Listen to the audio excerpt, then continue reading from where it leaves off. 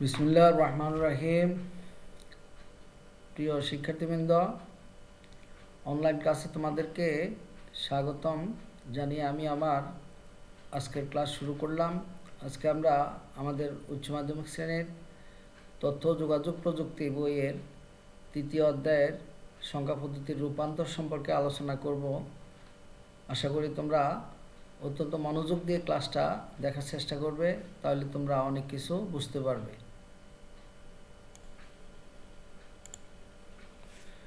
প্রথমে আমি আমার পরিচয় দিয়ে নিচ্ছি। আমি আবু নাসির মাহমুদুল্লাহ, প্রভাষক তথ্য যোগাযোগ প্রযুক্তি, সমপাড়া কলেজ, চাটখিল, নোয়াখালী।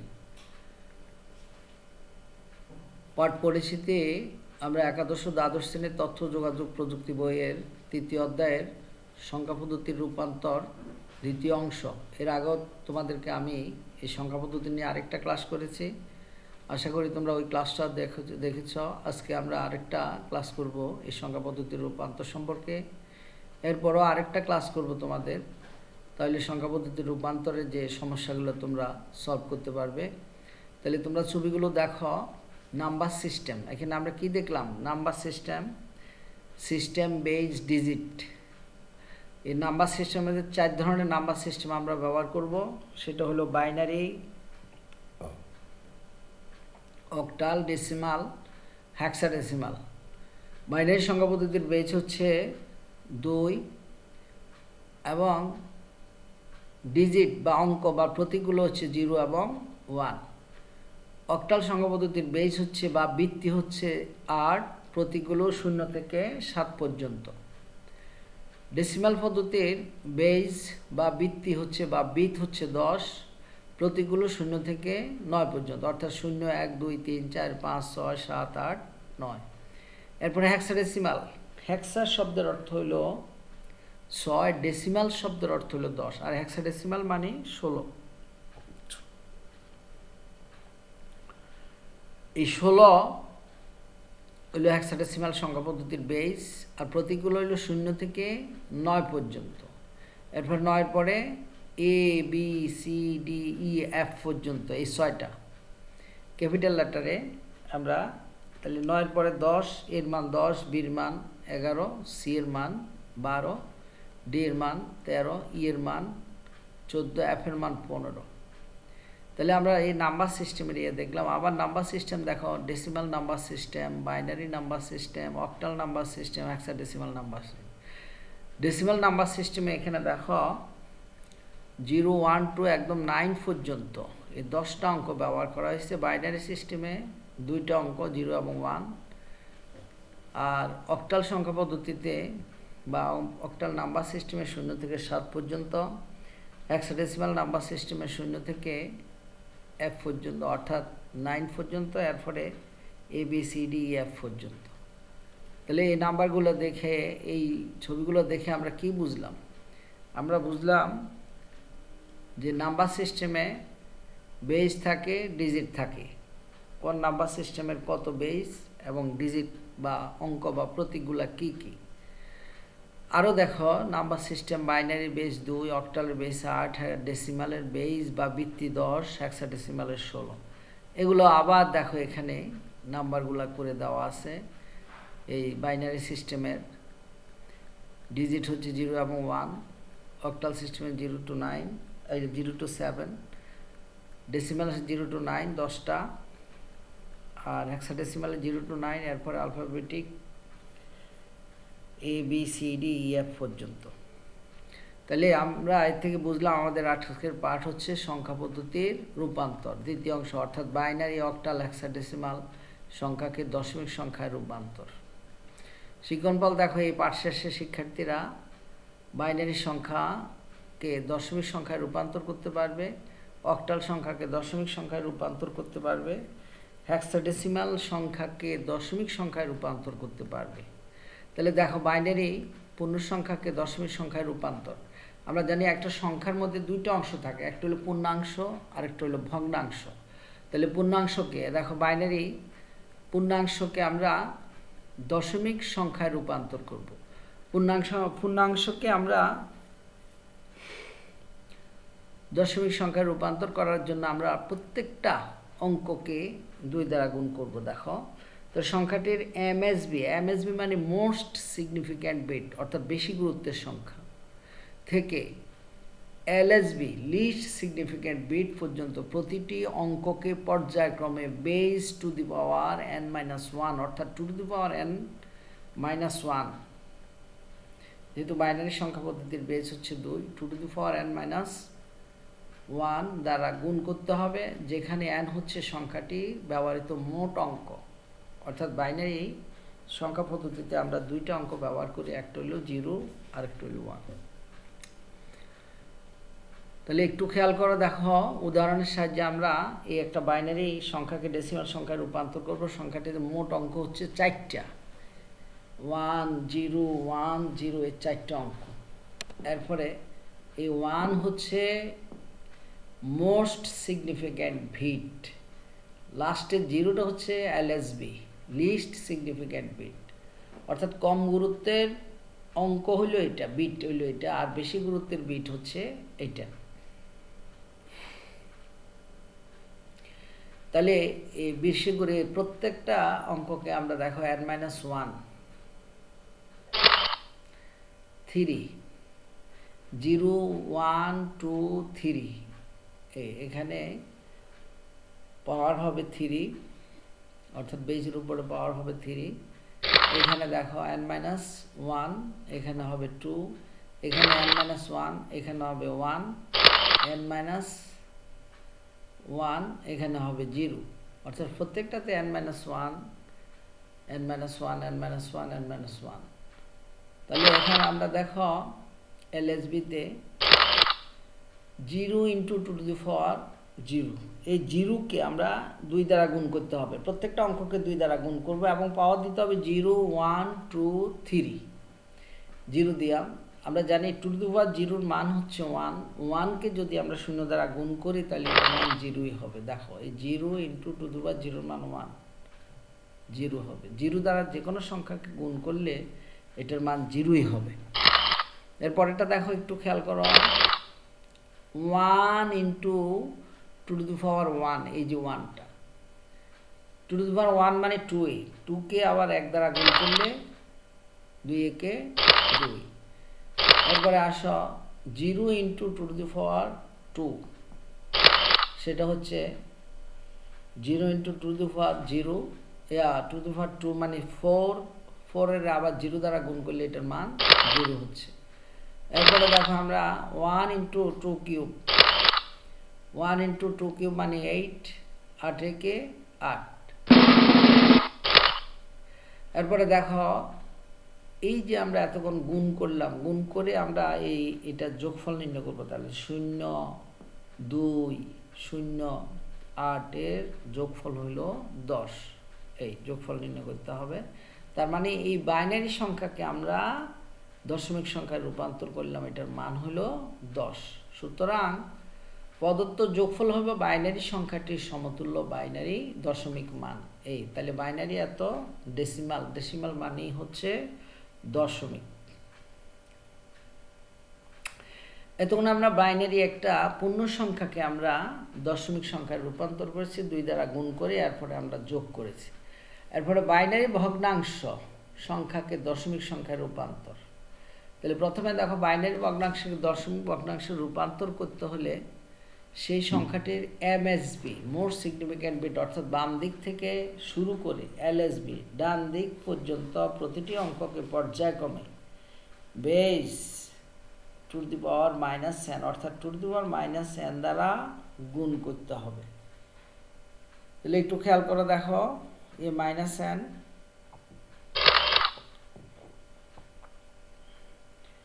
এটার মান হলো -1, -n এটার মান হচ্ছে -2, এরপর একটা -3 এবং একটা -4, অর্থাৎ যত ওইদিকে যাবে তত -4 -5 এভাবে হবে। এরপরে দেখো এটার বিট হচ্ছে কত, 1 ইন্টু টু দি পাওয়ার 4, ওই যে n এর মান 4 হওয়াতে -4, তার মানে এটা দিয়ে আমরা মাইনাসটাকে যদি -2 টু দি পাওয়ার 4 আমরা 1/16 লিখতে পারি। 1/2 two the power 4, two the পাওয়ার 4 এর মান 16। তাহলে এটাকে আমরা ভাগ করলে হবে এই 1 16 দ্বারা ভাগ করলে 1কে 16 দ্বারা ভাগ করলে এটাকে ক্যালকুলেটর করলে 0.0625। এরপর আসো এটা এই শূন্যটাকে আমরা 2 দ্বারা গুণ করব, এটার পাওয়ার দিবে 3, এই 3 দিলাম, তাহলে এটার মানও কি হবে 1/8। এটা এটা এই 0 দ্বারা গুণ করলে এটার মান পুরোপুরি 0 হয়ে যাবে। এরপরেরটা 1 × 10⁻², তার মানে কি এইটা 1 × 2⁻1 1 × ½ 0.500। এই হচ্ছে আমাদের গুণের কাজ শেষ হয়ে যোগের কাজ করব। দেখো এগুলো এই যে ভগ্নাংশগুলো যোগ করলে 0.8125 পদার্থ যোগফল হবে বাইনারি ভগ্নাংশ সংখ্যাটির সমতুল্য দশমিক ভগ্নাংশ মান, অর্থাৎ বাইনারি এতে ডেসিমাল মান হচ্ছে এইটা, খেয়াল রাখবা এটা। তাহলে এবারে আসো আমরা আরেকটা সংখ্যা পদ্ধতিতে যাই, অক্টাল পূর্ণ সংখ্যাকে দশমিক সংখ্যায় রূপান্তর। আমরা বাইনারিকে দশমিক সংখ্যায় রূপান্তর করেছি, প্রত্যেকটা অঙ্ককে 2 দ্বারা গুণ করেছি, এখন 8 দ্বারা গুণ করতে হবে। আর নাহলে সব নিয়মে বাইনারি হলে 2 দ্বারা গুণ, অক্টাল হলে 8 দ্বারা গুণ, হেক্সাডেসিমাল হলে 16 দ্বারা গুণ করতে হবে। তাহলে সংখ্যাটির এমএসডি, এটাকে এমএসডি বলা যায়, এমএসবিও বলা যায়, মোর সিগনিফিক্যান্ট ডিজিট বা বিট, বি দিলে বিট, ডি দিলে ডিজিট থেকে শুরু করে এলএসডি লিস্ট সিগনিফিক্যান্ট ডিজিট পর্যন্ত প্রতিটি অঙ্ককে পর্যায়ক্রমে base two the power n-1 অর্থাৎ 8 টু দি পাওয়ার n-1 দ্বারা গুণ করতে হবে, বাইনারি থেকে দশমিক রূপান্তরের মতো।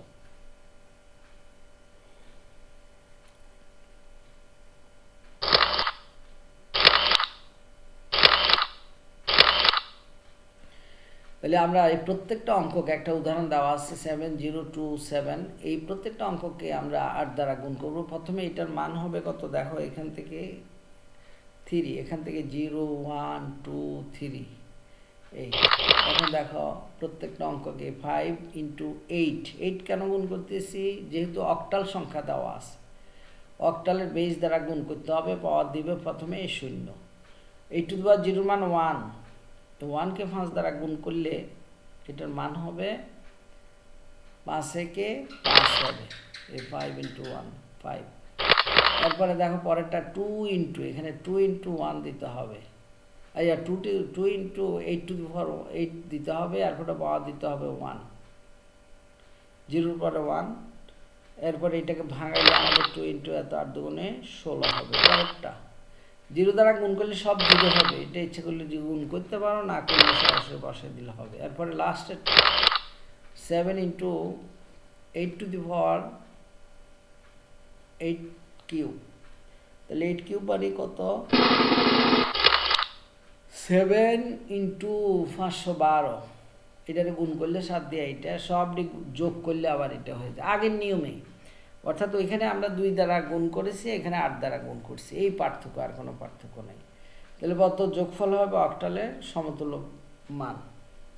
তাহলে অক্টাল এত আমরা এটা গুণ করে যা পাইছি সেটা হলো ডেসিমাল মান হলো এইটা। আবার অক্টাল ভগ্নাংশ সংখ্যাকে দশমিক সংখ্যার রূপান্তর, ওই যে আগের মতোই বাইনারির মতোই দশমিক সংখ্যাকে সংখ্যাটির এমএসডি অর্থাৎ বাম দিক থেকে শুরু করে এলএসডি অর্থাৎ ডান দিক পর্যন্ত প্রতিটি অঙ্ককে পর্যায়ক্রমে বেস টু দি পাওয়ার -1 অর্থাৎ 8 টু দি পাওয়ার -1 দ্বারা গুণ করতে হবে, বাইনারি ভগ্নাংশের দশমিক ভগ্নাংশের রূপান্তরের মতো। তাহলে দেখো ওই যে আগের মতো 0.236 এতকে দশমিক সংখ্যায় রূপান্তর করো, তাহলে এখানে 2-2 উপরে যে 8 হবে, যেহেতু অক্টাল সংখ্যা,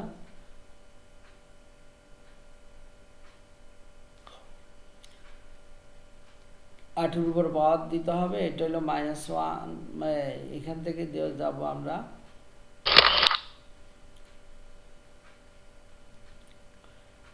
-1 = -1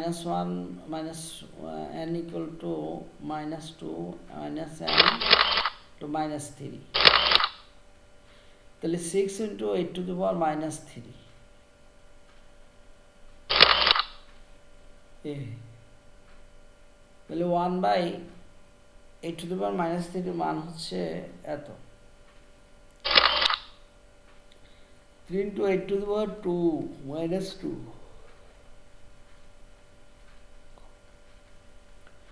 3 × 1/64 2 × 8⁻1। এগুলো সবগুলো আমরা আবার যোগ করব। দেখো আমরা যা ফল পেয়েছি সবগুলা যোগ করে দেব। কত যোগফল হবে? অক্টাল ভগ্নাংশ পরমিটিং সংখ্যাটি সমতুল্য দশমিক মান। অক্টাল এত সমান ডেসিমাল এত। হেক্সাডেসিমাল পূর্ণ সংখ্যাকে দশমিক সংখ্যায় রূপান্তর, একই নিয়ম। এখন 16 দ্বারা আমরা গুণ করব। দেখো সেই সংখ্যাটি MSB অর্থাৎ মোস্ট সিগনিফিক্যান্ট বিট থেকে শুরু করে LSB অর্থাৎ লিস্ট সিগনিফিক্যান্ট বিট পর্যন্ত প্রতিটি অঙ্ককে পর্যায়ক্রমে base two the power n-1। Base কত? 16। তাহলে বেস থেকে n × n-1 দ্বারা গুণ করতে হবে। বাইনারি এবং অক্টাল থেকে দশমিক রূপান্তরের মতো, ওইটার মতোই। তাহলে উদাহরণে দেখো এখানে 90AD, এটা অবশ্যই হেক্সাডেসিমাল সংখ্যা, এটাকে ডেসিমাল সংখ্যায় রূপান্তর করতে হবে। MSB, এই যে এখানে মোস্ট সিগনিফিক্যান্ট বিট, এটা লিস্ট সিগনিফিক্যান্ট বিট।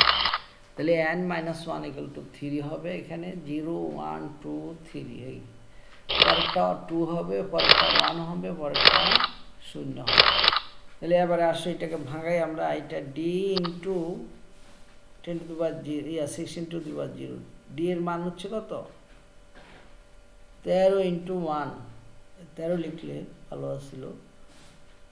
এটা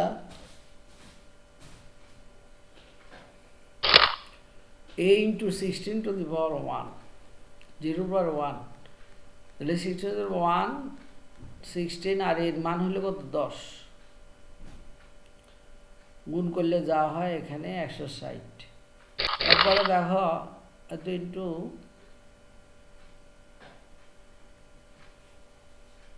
16² 0 × 2 5 6 এত। 9 × 16⁻3।